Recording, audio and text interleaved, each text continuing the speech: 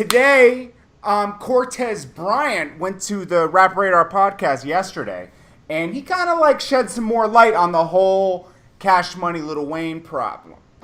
He actually exposed that Cash Money didn't even have $10 million to give them for an advance a few years ago, and that's where the trouble started. Then Wayne even said, "Hey, let's get Cash Money back on track. Let's just release the album. We'll break a deal with Google." They broke a deal with Google. Then when the deal was brought to Universal, Universal shut the deal down because they didn't understand streaming. Oh. Back 3 years ago, they said, we don't have a system in place to do the whole streaming thing, or maybe they're just not getting enough from the streaming. They had done a deal with YouTube, right? I'm sure they did a deal with YouTube 3 years ago. So yeah. YouTube is Google. I don't know, but you know they were doing something with some streaming thing. I don't know. Okay. You know, they were gonna basically give the album away for free streaming. They were gonna get their money up front. I don't know what happened with that. You know what I don't understand about that whole thing, Jordan? And I have this question when I hear folks like Drake doing deals with Apple. Mm-hmm. The artist is signed to the label, like right. to Universal. Yeah. So if anybody's going to do the deal with Apple, it should be Universal doing the deal, not Drake directly or not Wayne directly with Google. That doesn't make sense. Yeah, it doesn't make sense at all. Yeah.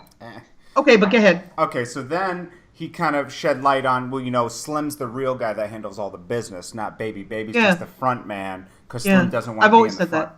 Yeah, I mean, I kind of always kind of peeped that from the side, you know, from outside. Yeah. So Slim. I mean, I dealt with both of them, but Slim was always the businessman. Yeah, so he would kind of bring the business to the table, then they would all discuss it as a team. Okay. Is that what used happened? To talk to both of them separately. Yeah. And then both of them together. Like they really did make decisions jointly. But if I had to say that one was more, and again, this is 1998, so I can't speak for, you know, yesterday. Right. But it was Ronald. It was Slim. Yeah.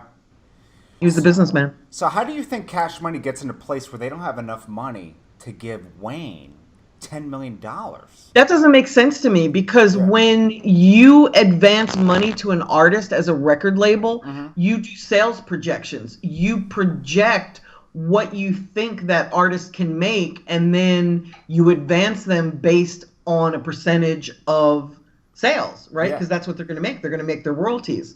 I've always heard that at Universal they base it on, and again, not an artist as poppin' as Wayne, but like on a mid-level artist, they'll base their projection on paying a dollar for a full-length album or a full-length CD. So if they think somebody can sell 1 million records easily, they're going to advance them $1 million.